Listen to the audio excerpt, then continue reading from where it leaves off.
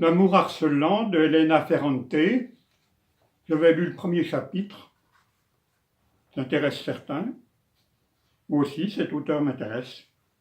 Chapitre 7. Alors, elle est toujours à la recherche du passé de sa mère. Hein. J'étais forte, sèche, rapide et décidée. En plus, il me plaisait d'être sûr que je l'étais. Mais dans cette circonstance, je ne sais pas ce qui se passa. Peut-être fut-ce la fatigue, peut-être l'émotion de trouver grande ouverte cette porte que j'avais soigneusement fermée. Peut-être fus-je ébloui par la maison avec les lumières allumées, par la petite valise et le sac de ma mère en évidence sur le seuil. Ou peut-être fut-ce autre chose. Ce fut la répulsion que j'éprouvai en percevant que l'image de ce vieil homme derrière les vitres de l'ascenseur, orné d'arabesques, m'avait un instant semblé d'une trouble beauté.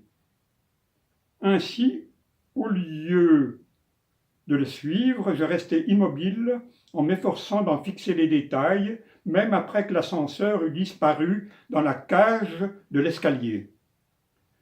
Quand je m'en aperçus, je me sentis sans énergie, déprimé par la sensation de m'être humilié devant cette partie de moi qui contrôlait toutes les éventuelles défaillances de l'autre.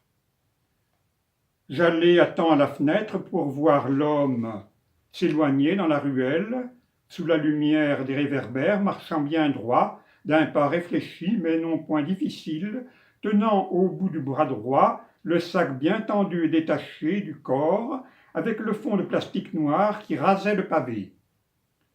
Je retournai à la porte et je fus sur le point de m'élancer dans les escaliers. Mais je me rendis compte que la voisine, madame de Rizeau, était apparue dans la bande de lumière verticale précautionneusement ouverte entre la porte et le chambranle. Elle portait une longue chemise de nuit de coton rose et elle me regardait avec hostilité, le visage coupé par la chaînette qui devait empêcher les gens mal intentionnés d'entrer. Sans aucun doute, elle était là depuis un bon moment, qui regardait à travers le judas et tendait l'oreille. « Qu'est-ce qui se passe ?» demanda-t-elle sur un ton agressif. « Ça fait toute la nuit que tu t'agites. » J'allais lui répondre avec une égale agressivité, mais je me souvins de son allusion à un homme que rencontrait ma mère, et je pensai à temps que je devais me contenir si je voulais en savoir davantage.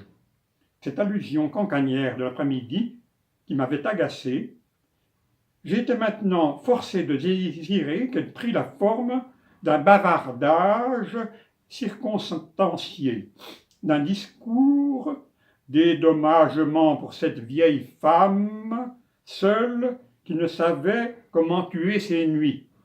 « Ce n'est rien, dis-je, en cherchant à maîtriser ma respiration. Je n'arrive pas à dormir. » Elle grommela quelque chose sur les morts qui ont du mal à s'en aller. La première nuit, il ne laisse jamais dormir, dit-elle. Vous avez entendu des bruits? Je vous ai dérangé, demandai-je avec une politesse affectée. Je dors peu et mal, passé une certaine heure. En plus, la serrure s'y est mise. Tu n'as pas arrêté d'ouvrir et de fermer la porte. C'est vrai, lui répondis-je, je suis un peu nerveuse. Je me suis imaginé que cet homme dont vous m'avez parlé était là sur le palier. La vieille comprit que j'avais changé de ton et que j'étais disposé à écouter ses ragots, mais elle voulut être sûre que je ne la repousserais pas de nouveau. « Quel homme ?» demanda-t-elle. « Celui dont vous m'avez parlé, celui qui venait ici faire des visites à ma mère. Je pensais à lui et je me suis endormi. » C'était un homme bien, qui mettait Amalia de bonne humeur. Il lui apportait des sphoglaïtelles, des fleurs. Quand il venait, je les entendais parler et rire sans arrêt. C'était elle surtout qui riait d'un rire si fort qu'on l'entendait du rez-de-chaussée. Que se disait-il? Je ne sais pas, je n'écoutais pas. Je m'occupe de mes affaires. J'eus un mouvement d'impatience. Mais Amalia n'en parlait jamais? Si, admit la veuve de Riseau, une fois que je les avais vus sortir de la maison ensemble. Elle me dit que c'était quelqu'un qu'elle connaissait depuis 50 ans, quelqu'un qui était, pour ainsi dire, la famille. Et si c'est comme ça, tu le connais aussi, toi. Il était grand, maigre, avec les cheveux blancs. Ta mère le traitait presque comme si c'était son frère, sans chichi. Comment s'appelait-il? Je ne sais pas. Elle ne me l'a jamais dit. Amalia faisait comme ça lui chantait. Un jour, elle me racontait ses histoires, même si je n'avais pas envie de les entendre. Et le jour suivant, elle ne me disait même pas bonjour. Pour les sflogiatelles, je le sais, parce qu'il ne les mangeait pas toutes, et elle me les donnait.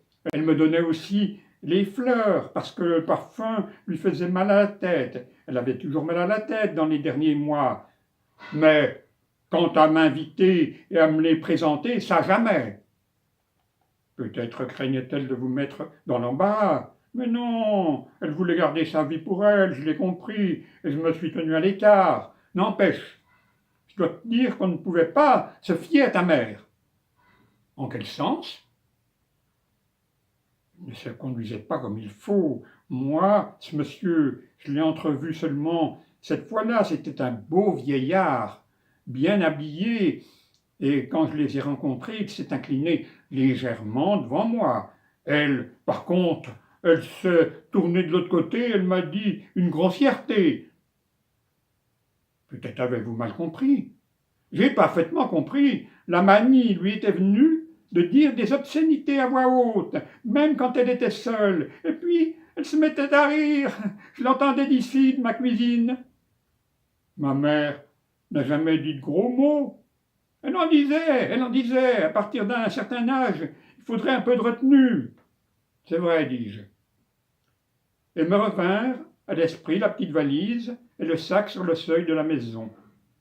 Je les ressentis comme des objets qui, par le trajet qu'ils devaient avoir fait, avaient perdu la dignité de choses appartenant à Amalia. Je voulais chercher à la leur restituer. Mais la vieille, encouragée par mes inflexions conciliantes, ôta la chaînette de la porte et vint sur le seuil. De toute façon, dit-elle, à cette heure, je ne dors plus. Je craignis qu'elle ne voulût entrer et je me hâtai de me retirer vers l'appartement de ma mère. Moi, par contre, je vais essayer de dormir un peu, dis-je. La veuve de Riseau se rembrunit et renonça aussitôt à me suivre. Elle remit la chaîne à sa porte avec dépit. Amalia aussi voulait toujours venir chez moi, et chez elle, elle ne me laissait jamais entrer, bougonna-t-elle. Puis, elle me ferma la porte au nez. Voilà pour le chapitre 7.